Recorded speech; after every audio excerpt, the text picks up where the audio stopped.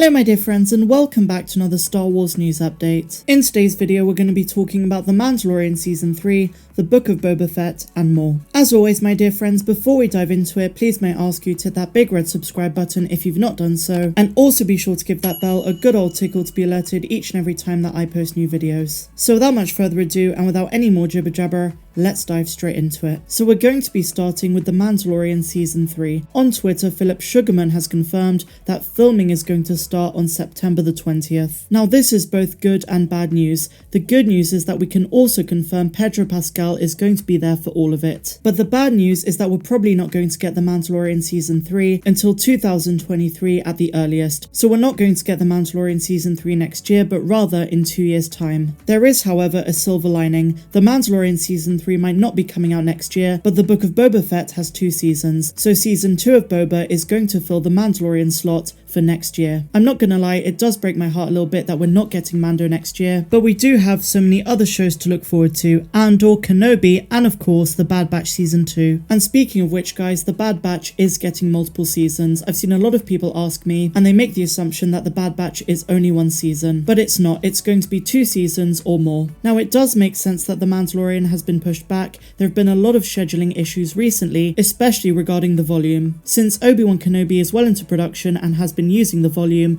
it looks like it's going to come out before The Mandalorian Season 3. We're just going to have to wait and see, but at least now we have an official filming date, September the 20th. There is a possibility that Season 3 is going to come out next year, but according to sources, it's looking like 2023. Hopefully with the Book of Boba, we're not going to miss it too much, especially with the reports that Grogu, Din Djarin, Greef, Karga, Cobb, Vanth, and many more are also going to make appearances in the Book of Boba Fett. But let's keep our heads up high, we have so much great Star Wars content to look forward to. So now my dear Mandalorians, we're going to be talking about the Book of Boba Fett. Stuntman for the Mandalorian, who also doubles up as Pedro Pascal's Din Djarin, has recently confirmed that the Book of Boba Fett is going to be far more grittier than The Mandalorian. In other words, let's expect a lot of action and a lot of shootouts. So let's take a look at this article. The Star Wars universe is continuing to expand outward, particularly with new series making their debut on Disney+.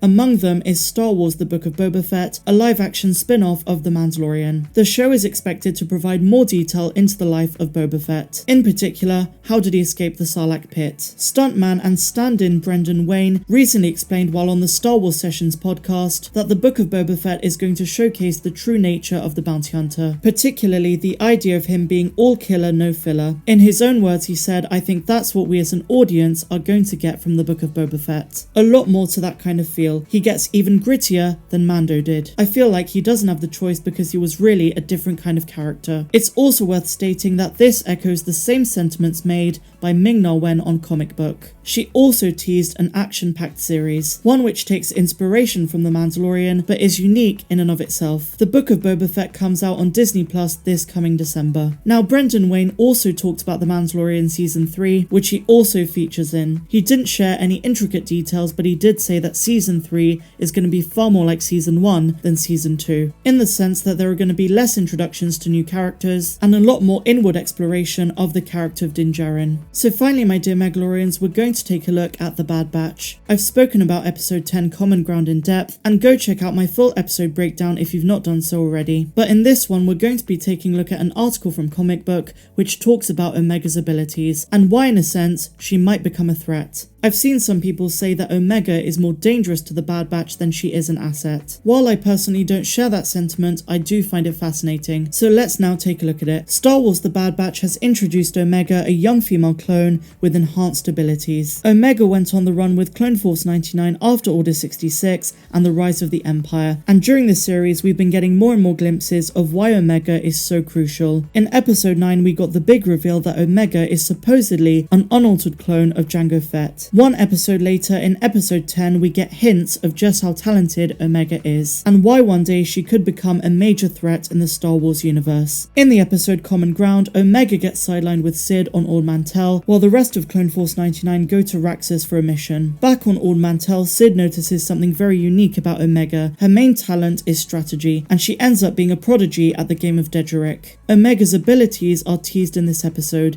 She's a tactician and a strategist. But could there be something much much darker building up here. The purpose of Omega's introduction into Star Wars is still unclear. The girl is made up of Jango Fett DNA, but she does have more abilities. I've made countless videos stating why I don't believe what Tech said, and there's far more to Omega that needs to be uncovered. It's pretty clear that Omega has many enhanced abilities, and intuiting the thoughts of others seems to be a main one. Aside from her genetic foundation and biological enhancement, she's been getting a lot of training through the Bad Batch. She's watched and learned the abilities of her fellow brothers, and the question is, where does this all lead? We must wonder if there's a darker side to Omega and who she is. Will the development that she's undergone in this series eventually be her downfall, and is her programming far more complex than we can fathom? I talked about this in a previous video, but despite what she claims, she might indeed have an inhibitor chip. It might not be a chip as we know it because the Kaminoans were expert cloners, and they had many different programming methods that involved many unorthodox approaches, even for the standards of Star Wars. Omega claims that she doesn't have a chip, but her programming might be far more complicated. She might be programmed to eventually initiate a new order,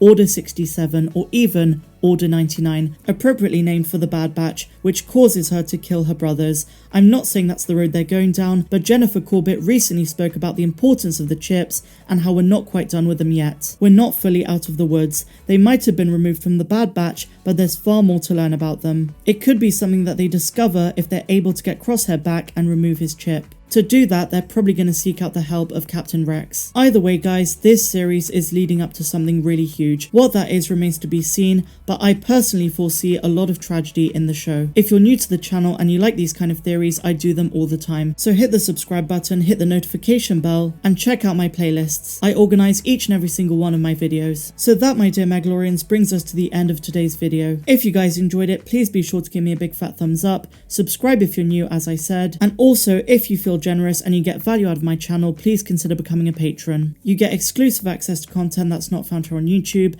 and you also get your name at the end of each and every one of my videos. On Patreon, I have my Forgotten Characters series, my Megasodes, Star Wars Explained videos, my Star Wars Planet series, polls, and so much more. Otherwise, my dear friends, I'm Star Wars Meg, wishing you all a phenomenal Sunday, no matter where you dwell in the galaxy. Have a good one. The Polynesian spa.